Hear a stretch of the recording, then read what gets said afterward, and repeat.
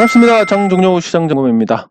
네, 오늘 코스피 지수 상승 마감했는데 박스권 돌파에 대한 기대가 아직까지 남아있는 상태입니다. 사실 이런 상태로 계속 가는 게 좋은데 설마 뭐 2달을 이렇게 간다? 가능성이 좀 떨어지니까 요렇게 되거나인데 일단은 뭐 이쪽이 조금 더 가깝지 않을까 보고 있습니다.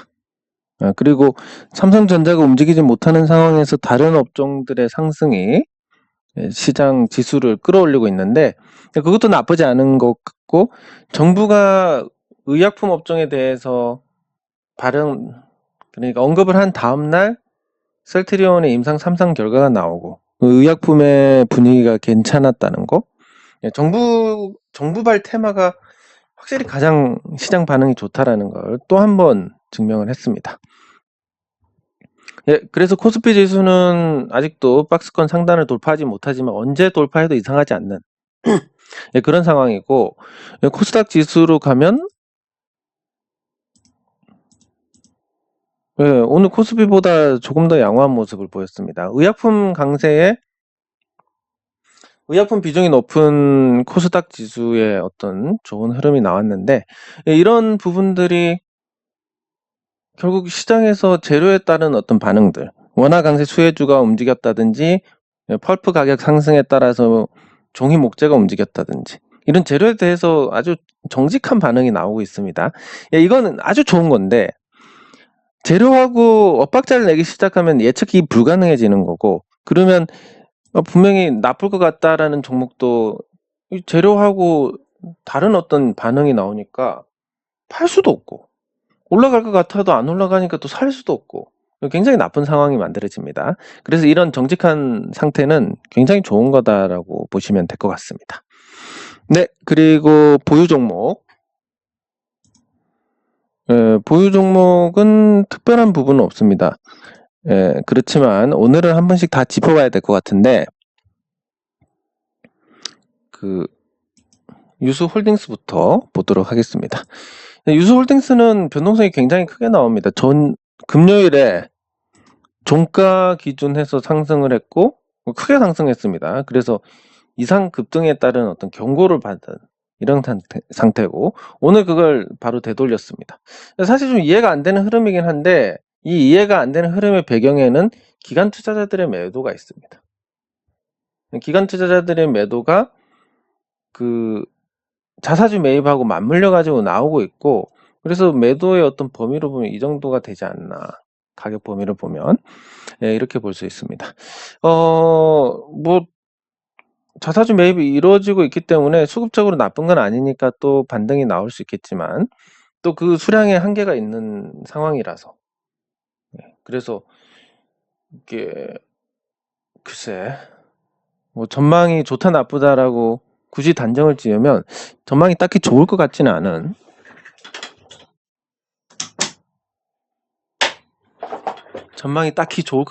그런 상태입니다. 그래서 요 범위 내에서 움직일 거고, 저는 여기서 하루 200주씩, 근데 이게 거래 비용 때문에 3일에 600주씩 이렇게 정리해서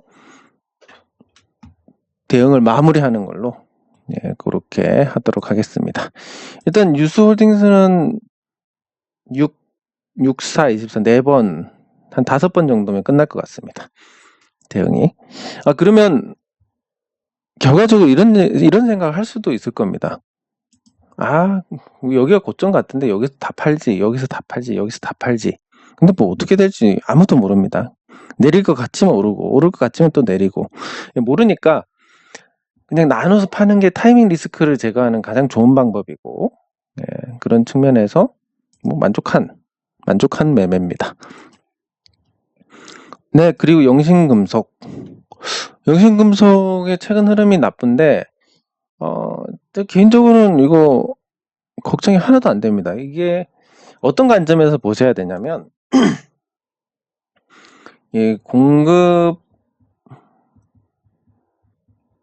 공급망 관리 측면에서, 자, 대기업의 공급망 관리 측면에서 봐야 되는데, 이 대기업의 공급망 관리는 우리가 생각했을 때 굉장히 이해관계를 넘어서는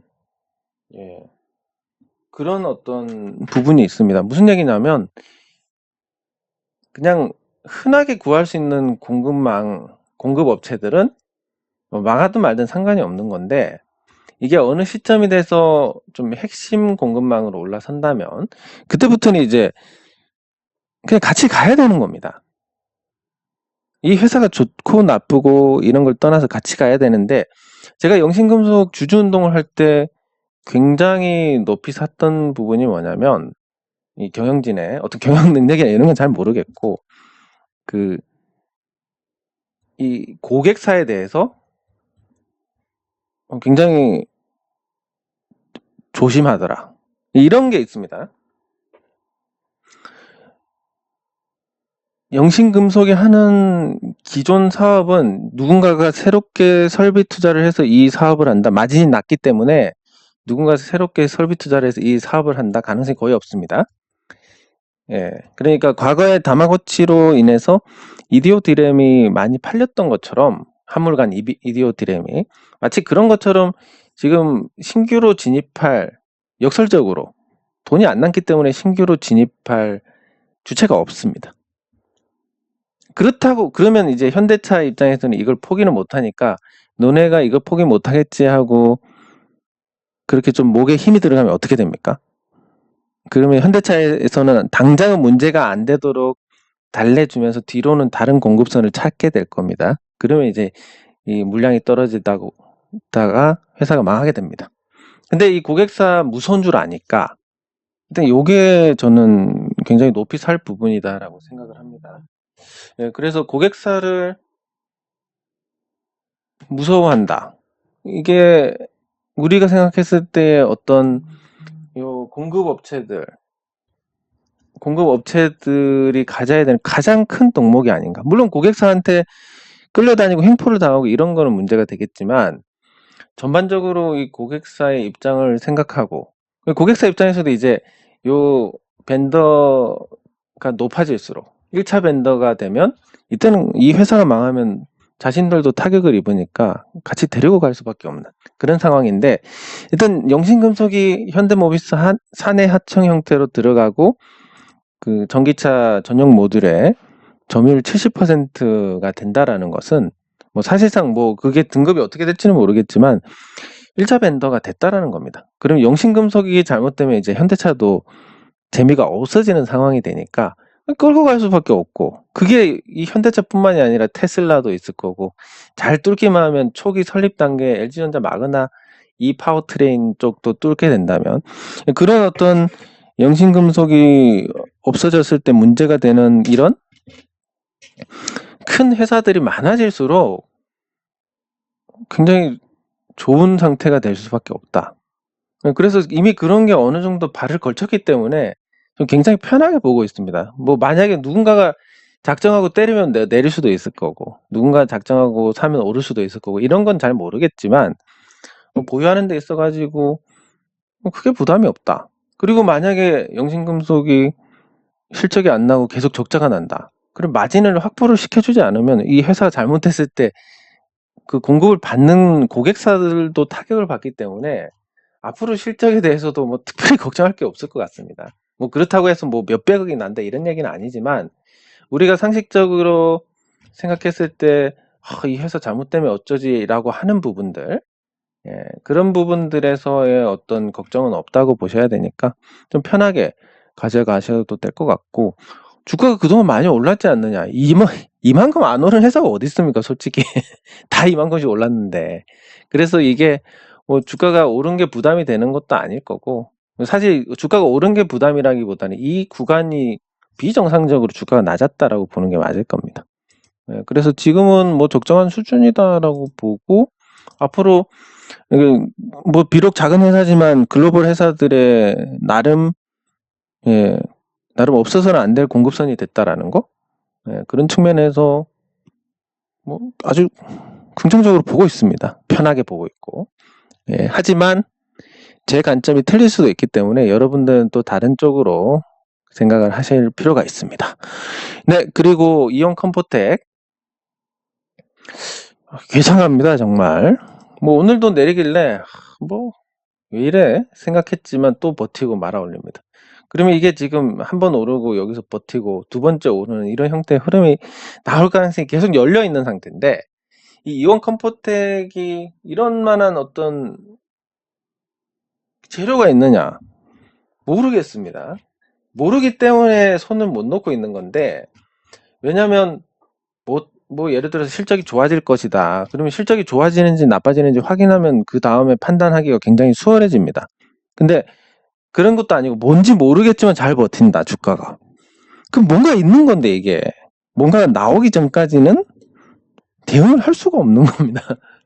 예, 그래서 일단 더 지켜보는 걸로, 예, 그렇게 하고, NHN복스에 대한 시각도 조금 편해졌습니다. 예, 다른 것보다 지금 코로나19 극복이 이제 가시화되고 있습니다. 백신 접종률도 올라가고 확진자 수가 떨어지고 있습니다. 자, 이런 상태에서 그 사회적 거리두기가 단계적으로 줄어들고 단계적으로 낮아지고, 이렇게 되면 당연히 이제 공연도 할 거고 그 엔터 사업이 정상화가 될 겁니다. 그 정상화가 됐을 때 과연 코로나 때 이렇게 해서 낮아진 주가하고 그 이전에 한창 뭐 한류니 뭐니 할 때 있었던 거, 물론 중국의 한한령이 풀리긴 했지만 과거처럼 중국에서 어떤 공연 수입을 얻을 수 없다라고 봤을 때 뭐 절충점을 찾는다면 한 10,000원 정도는 되지 않을까. 그래서 뭐 그것도 이전보다는 코로나가 좀 가시적으로 없어질 것 같으니까 좀 더 편하게 기다릴 수 있을 것 같습니다. 혹자는 너무 지루하다, 진짜 열받아 죽겠다. 근데 여러분들 그런 생각 하신다고 해서 달라질 게 없고, 여러분들의 인내심만 깎아내리는 거니까 그런 생각이 계속 들고 도저히 뭐 열받아 참을 수 없다 그러면 좋은 종목, 갈아탈 만한 종목 찾아서 갈아타시면 되고, 아니면 계속 가져가시면 되고, 예, 그렇습니다. 뭐 1년에 은행이자 2%도 안 주는데 한 1년 기다려 본다고 뭐 나쁠 거 있겠습니까? 네, 그리고 인토로졸은 좋은 형태의 흐름을 가져가고 있습니다. 매집형의 단기 고점 돌파, 눌림, 그리고 상승, 예, 이런 형태인데, 그래서 내일 상승 출발하면 또 이런 형태의 흐름을 갱신을 할 수 있습니다. 근데 일봉에서 급등 패턴에 주봉에서 급등 패턴이라고, 제가 쌍으로 겹치기 때문에 이거는 단기 공략을 해서 1,000만 원 벌어가지고 진짜 혼내주고 싶은 사람이 있는데, 네, 소송 한 3개 걸어가지고 괴롭혀 주려고 1,000만 원, 여기서 1,000만 원 벌면 그렇게 할 생각입니다. 어쨌든 그런 부분이 있고, 인트로전 단기적으로 흐름이 꺾이기 전까지는 계속 좋을 것 같고, 그럼 왜 이렇게 흐름이 좋냐? 실적 전망이 좋은 거, 그리고 실적이 좋으면 뭐가 좋냐?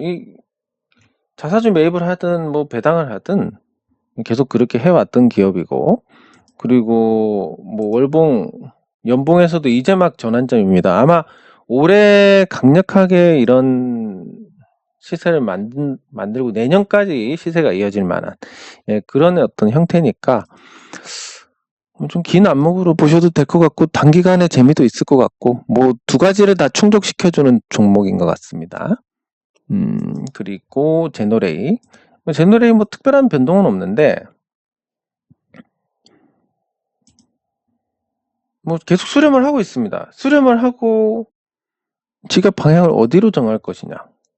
뭐 수렴하고 방향을 정하는 건 당연히 이쪽이 아니고, 설마 이렇게 가지는 않을 것 같고, 그럴 이유도 없고, 예, 그러면 위쪽으로 방향을 정할 거고, 11,000원 부근에 매물이 있는데 이것도 수습을 할 거고, 그리고 추세 자체도 계속 이어지는 그런 모습입니다.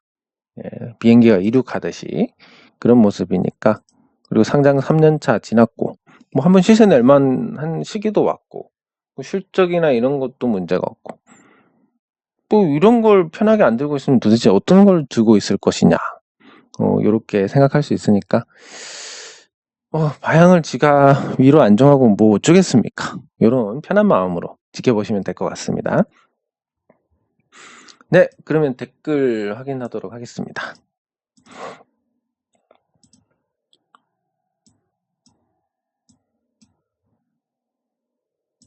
네. 대우건설, 액트,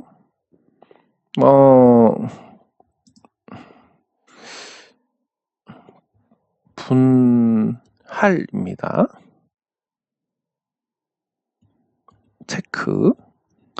그리고 액트는 제가 말씀드렸듯이 제가 이거 재밌어서 하는데 액트를 제가 언급을 하면 재미가 없어질 것 같습니다.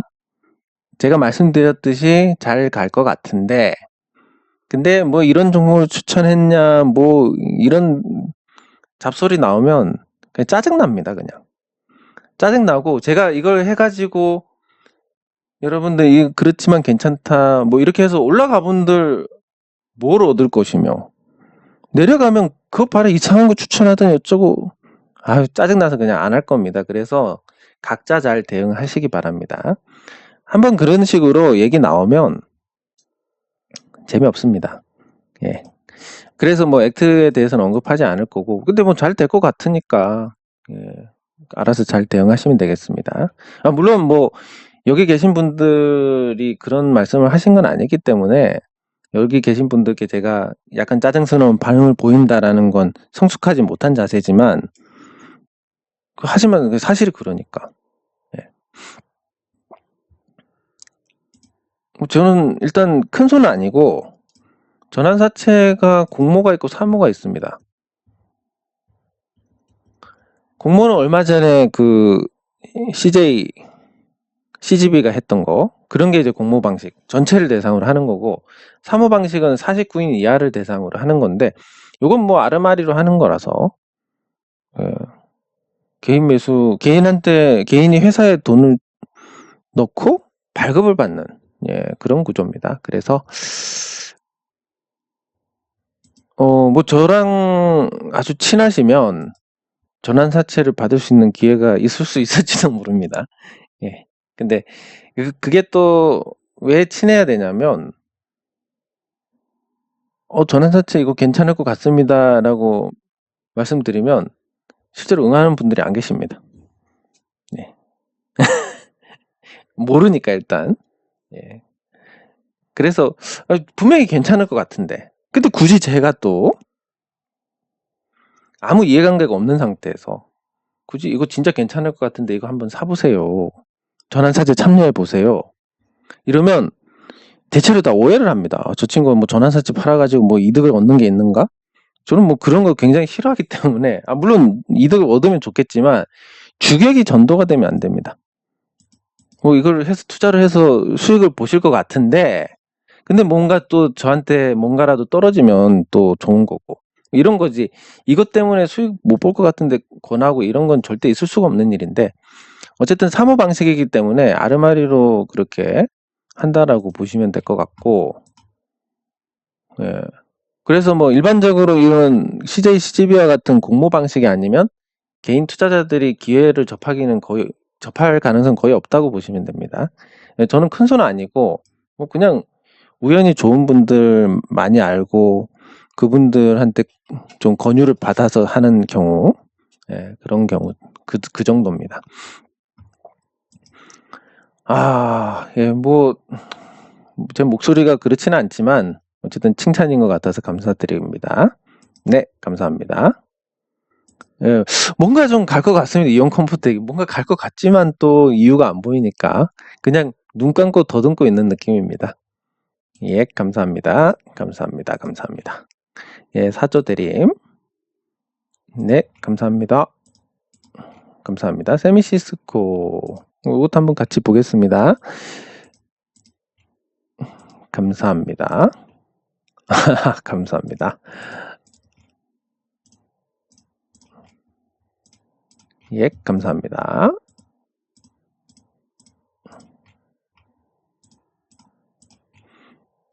예, 감사합니다. 댓글 확인 다 했고 종목을 보도록 하겠습니다.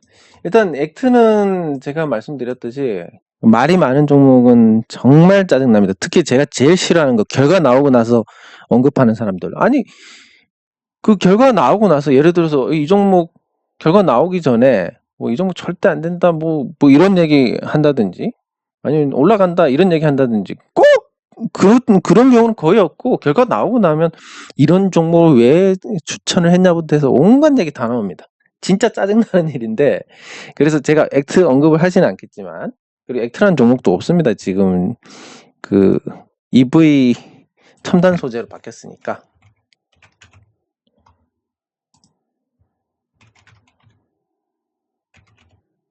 예, EV 첨단 소재로 바뀌었는데, EV 첨단 소재보다 첨단 기술 이런 게 더 낫지 않았을까? 이런 생각도 해보고, 오늘 진짜 마지막으로 보겠습니다. 액트에 대해서 언급 안 할 거고, 말씀드렸듯이 다른 거 없습니다. 잘 될 것 같은데 그냥 짜증나서 오늘 마지막으로 안 합니다. 그렇다고 해서 오늘 질문하신 분께 짜증났다는 얘기는 더더욱 아니고, 일단 뭐 거래량 2번 터졌고, 뭐 5,000원 위에서 올라가고 있고, 적정한 가격에 대해서는 좀 가늠을 했을 때, 이 적정한 가격을 가늠을 했을 때 뭐 자회사의 가치라든지 이런 걸 봤을 때 한 5,000원 정도가 적정하다고 봅니다. 뭐 또 생각이 틀릴 수는 있지만 제가 보는 관점에서는. 그러면 5,000원 위에 있을 때는 뭔가 이 적정한 평가보다 높이 주가가 있는 거고, 그러면 뭔가 인위적인 부분이 있을 거다. 그래서 5,000원 아래에 있으면, 5,000원 위에 있으면 분위기가 달라야 됩니다. 위에 있을 때는 좀 긍정적으로 볼 수 있고, 아래에 있으면 부정적으로 볼 수 있는데, 오늘 올라섰으니까 나쁘지 않고, 어쨌든 이 정도 거래량이 터졌으면 뭔가가 있을 수밖에 없는, 그런 거라고 보시면 되고, 아직까지 이 위에서 잘 움직이고 있으니까, 이 위에서 움직이다 또 시세 나는 게 일반적으로 연봉에서 방향을 전환한 이 종목들의 특징이니까,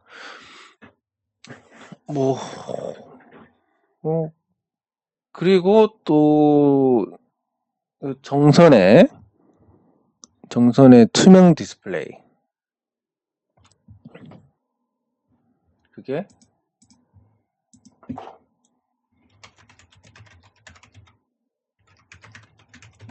이게 원래 지스마트 글로벌이 했었던 겁니다. 이런 거. 지스마트 글로벌이 했었던 사업들인데, 이제 액트가 이걸 가져왔으니까 그것도 나쁘지 않은 것 같고, 그리고 이거는 높이의 길이가 긴, 제법 이제 단가가 나왔을 것 같은데, 이런 식으로 이제 하나씩 보급을 해 나가면, 지스마트 글로벌이 그걸로 10배가 올랐었으니까 하나씩 보급을 해 나가면 뭐 주가에 나쁘지는 않을 것 같고, 또 매출이나 실적에도 뭐 부정적인 영향을 주지는 않을 것 같습니다. 뭐 이게 계산하는 방식 이러니까, 그냥 이 투명 디스플레이는 계속 지금 주문 제작하는 형태가 되니까, 그러면 이게 지금까지 계속 시제품 만들고 이러면서 그냥 비용만으로 처리가 되다가 한 대를 탁 팔았다. 그럼 이게 전체가 다 매출과 이익으로 잡히니까, 뭐 저런 거 하나 팔면 2분기 실적이 나쁘지는 않을 것 같습니다. 요런 거 보고, 뭐 차량용 투명 디스플레이 하반기에는 모습을 보이지 않을까, 요런 거.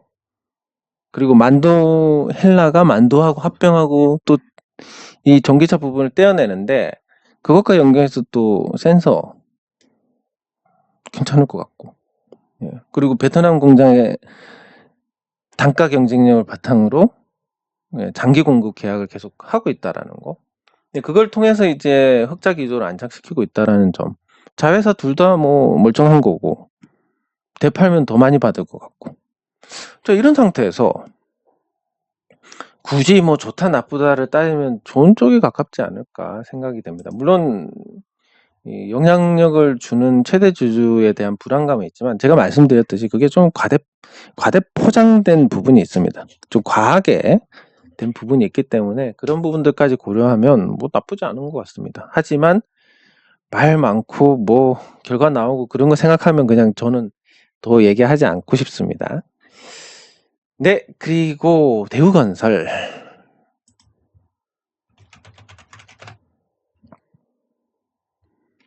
건설주들이 계속 좋은 흐름이었고 최근에 조금 이제 부진한 상태인데 이 건설주들의 상승은 이 부동산 시장의 변화에 따르고 그리고 이게 보시면 이때도 그랬지만 이때도 이렇게 하면서 상승폭이 컸었고 아주 오래전이지만 이때도 올라서고 나니까 이제 상승폭이 컸습니다. 그래서 연봉에서의 아주 단순한 패턴 이런 부분들이 드러난 걸 확인할 수 있는데 그러면 이게 불과 올 들어서 왜 이렇게 올라갔느냐 건설주들이 이 구조를 잘 이해를 하실 필요가 있습니다. 지금 부동산 시장은 규제로 인해서 조금 왜곡이 되어 있는 상태입니다. 근데 그 규제가 장기적으로는 바람직한 방향이다라고 봅니다. 왜냐하면 일본 같은 경우는 한번 임대차 계약을 맺으면 10년 이상 갑니다. 물론 상가 이런 거긴 하지만 그러면 전세 계약이라는 거 전세 제도라는 게 사실 존재하지 않아야 되는데 우리나라만 특별하게 존재를 하고 있습니다. 그럼 전세라는 제도는 사실 가격이 오른다는 전제로 양쪽 다 좋습니다. 집을 보유한 집주인 입장에서는 가격이 오르는데 적은 돈을 투자해서 가격이 오르니까 좋고 전세는 전세로 사는 사람들은 자기가 갖고 있는 자금의 능력보다 더 높은 수준의 집에 들어가서 세금도 안 내고 무주택자로서 혜택을 받고 그러면서도 월세를 안 내기 때문에 자산 축적에 용이한 그런 어떤 혜택을 받습니다. 집값이 오른다는 전제로 이건 이상적인 제도입니다. 근데 집값이 오르지만 규제를 통해서 이제 전세에 대한 전세권자에 대한 어떤 그 권리를 높여놓으니까 사람들이 전세를 안 내놓습니다. 그럼 집을 사야 되는데 살려고 하니까 이 집을 팔아서 다른 데 가려니까 이제 세금이 많으니까 여기서 세금 일부 떼버리면 비슷한 수준의 다른 집을 못 갑니다. 그럼 저처럼 이제 완전 옛날 주택에 살고 이런 사람들이야 어디 가도 그냥 잘 살 수 있겠지만 아주 좋은 환경에서 사시다가 그 밑으로 내려간다? 사람이 받아들이기가 좀 어렵습니다. 물론 어쩔 수 없는 상황에 대해서 그렇게 된다면 그렇게 할 수는 있겠지만 그게 아니라 그냥 단순히 자발적으로 그래야 된다면 아무도 그렇게 하는 사람이 없을 겁니다. 그렇다 보니까 매도하는 사람도 없고 매수하려니까 집이 없고 그러면 새로운 공급이 되는 집밖에 없는데 그게 재건축 시장을 자극을 해서 재건축으로 이제 공급이 되는 이런 부분들이 누적이 되다 보니까 건설사들 입장에서는 재건축은 정말 땅 짚고 헤엄치기입니다. 왜냐하면 분양을 해야 되는 그런 골머리를 앓을 필요가 없습니다. 거기 재건축 조합에 들어있는 사람들 거 다 채우면 원래보다 한 3분의 1만 분양을 해도 되는 거니까 분양에 들어가는 노고가 굉장히 적고 처음부터 이제 입주가 많이 되어 있으니까 그 주변 인프라가 형성되는 것도 빠릅니다. 그러면 건설사들 입장에서 특히 대우건설 같은 시공을 하는 입장에서는 그냥 시작하면 무조건 돈입니다. 이게 분양이 안 되고 이런 게 없으니까 맡으면 돈이고 맡으면 돈입니다. 이런 재건축 시장에서 확실한 안전마진을 보장하는 물량이 계속 나오니까 주가가 상승할 수밖에 없었다라고 볼 수 있는 겁니다. 실적 측면에서도 그래가지고 뭐 2천억대 순이익을 내다가 건설사의 재무제표는 믿을 수가 없지만 어쨌든 5천억 이상의 영업이 예상되고 있습니다. 올해는 순이익이. 그러면 거기에 따라서 주가가 올라가는 게 맞고 올해 순이익 기준으로 아직도 상승 여력이 한 40% 정도 있으니까 더 오른다는 얘기는 아니지만 그냥 적정한 수준으로 가치에 따라서 맞게 올라왔다. 이런 해석이 맞다라고 볼 수 있습니다. 그래서 앞으로 대응을 하시려면 뭐 가격이 아주 비싼 것도 아니기 때문에 뭐 기준을 하나 잡으시면 됩니다. 21선을 잡거나 아니면 뭐 중심선을 잡거나 아니 밴드 하단을 잡거나 이렇게 해서 요거를 이탈할 때 정리해야지 아니 이 선이 꺾일 때 정리해야지 이것과 같은 단기 이평선을 기준으로 대응 기준을 만드시면 됩니다. 이거 이탈하면 정리 뭐 이런 식으로. 근데 이걸 언제 팔아야 되냐 저도 모릅니다. 저도 모르는 게 아니라 누구도 모릅니다. 그런 어떤 언제 팔아야 되나요는 다른 말로는 고점이 어디예요 라는 질문과 똑같은데 고점이 어딘지 아는 사람이 없으니까. 그래서 그리고 뭐 그냥 예측샷으로 지금 고점이다라고 생각해서 매도하면 이런 자리에서 매도합니다 보통. 그래서 요쯤 왔을 때는 일단 추세를 보고 추세가 기준을 잡고 이동평균선을 이탈하면 정리해야지. 그리고 이탈 안 하고 계속 올라가면 계속 가져가 보는 겁니다. 예, 그런 대응이 가장 현실적이다라고 말씀을 드릴 수 있습니다.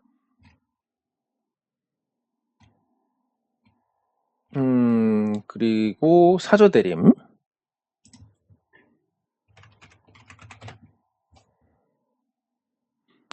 사조대림은 급등 패턴 이후에 시세가 살짝 죽은 상태입니다. 예, 사조대림이 여전히 저평가 종목이고, 일종의 지주사 역할을 하는 부분에서 또 가치가 약간 시장에서 좀 인색하게 받을 수 있는데, 사조 산업이 이제 절반 가까이 주식을 갖고 있기 때문에 저평가 상태가 유지되더라도 할 수 있는 부분이 없습니다.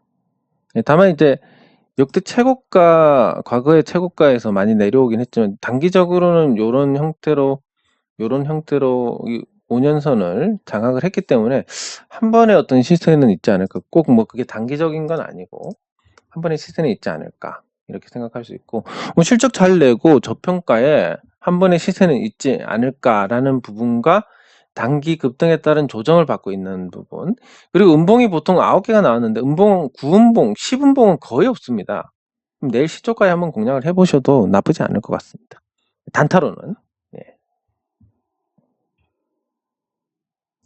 세미시스코.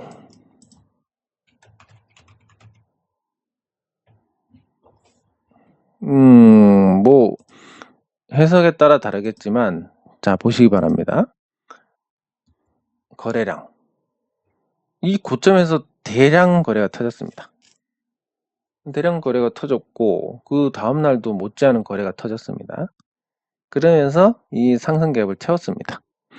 그러면 의지 측면에서도 이미 고점이 나왔고, 거래량 측면에서도 고점이 나왔고, 그렇게 됩니다. 그러면 이 종목 같은 경우는 요 세미시스코가 주주 구성이라든지 이런 게 나쁘지 않지만 일단 순자산 가치가 지금 163억입니다. 그리고 시가총액이 2021억. 그리고 이걸 기준으로 봤을 때 이게 정상이냐라고 보면 당연히 이게 정상입니다. 그러면 정상으로 돌아가게 됩니다. 이걸 또 그림을 그려드리면 예상도는 이겁니다. 예상도는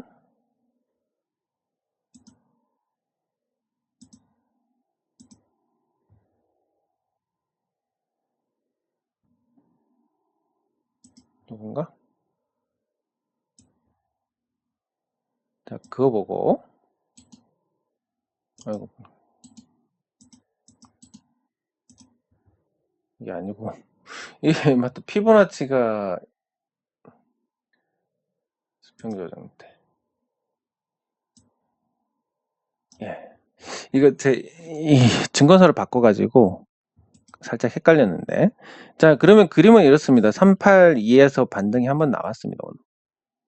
그럼 다음번엔 여기,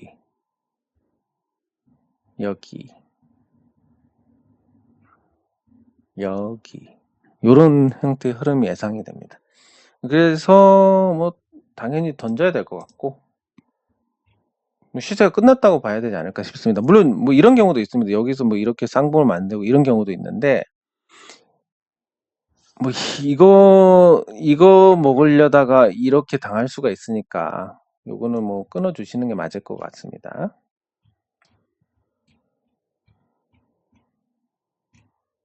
예, 그래서 말씀하신 종목들은 다 봤고, 그럼 최근에 강한 요 네이버, 카카오 요 두 종목 보고 마치도록 하겠습니다. 일단 네이버, 카카오의 상승 핵심은, 상승 동력은 금융입니다. 금융.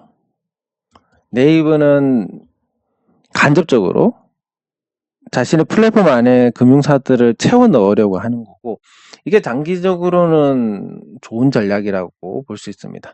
근데 단기적으로는 일단 흐름이 무너졌다가 회복하는 과정에서 거의 한계에 왔으니까 이걸 단순히 돌파를 한다? 가능성이 좀 떨어지고, 만약에 돌파한다 하더라도 이런 형태의 흐름을 가질 가능성이 높으니까 네이버가 단기적으로 나쁩니다. 더 좋지는 않을 것 같은데 수급이 좋으니까 그런 측면에서 약간의 오버슈팅을 기대를 할 수 있는 정도? 예, 그 정도라고 생각을 하시면 되겠습니다. 금융을 네이버가 먹는다고 해서 딱히 이 4대 금융지주사 이상의 어떤 실적을 시가총액을 만드는 게 맞느냐, 걔네들 다 합친 것보다 더 큰데 맞느냐, 이런 부분에서 의문이 생길 수 있는데, 시장이 그렇다고 하니까 그렇지만 저는 개인적으로 그 가격에 사는 거에 대해서는 권하지 않습니다. 네, 그리고 이 흐름 따라서 잘 가고 있는 부분, 연봉에서 아주 단순하게 접근할 수 있다는 거에서 계속 참고를 하시면 될 것 같고, 네, 카카오 네이버가 거의 시총에서 비슷하게 싸워가고 있는데, 네이버에 비해서는 카카오가 좀 다소 가파른 측면이 있습니다. 예, 그리고 액면 분할 이후에 또 흐름이 나쁘지 않은 상태. 요즘 이제 트렌드가 그렇습니다. 액면 분할해서 액면 분할할 때는 주춤하다가 뒤늦게 이제 발동이 걸리는 경우가 많은데, 뒤늦게 발동이 걸려서 급등 패턴, 그리고 수급이 나쁘긴 하지만 뭔가 그걸 이겨내는 에너지가 지금 존재를 하고 있고, 그런 부분들이 역시 금융에 직접 진출을 하면서 나타나는 어떤 실적 기대감, 요게 이제 가장 크게 작용한다고 볼 수 있는데, 현재 가격이 역대 최고가이기 때문에 현재 카카오를 보유한 거의 모든 투자자들이, 모든 주주들이 플러스입니다. 14만 3천원에 산 주주 빼고, 그리고 모든 주주들이 플러스인데, 급하게 팔 사람들은 어떻게 됐습니까? 플러스 되는 동시에 팔았을 거기 때문에 현 시점에서 급하게 팔 사람이 없습니다.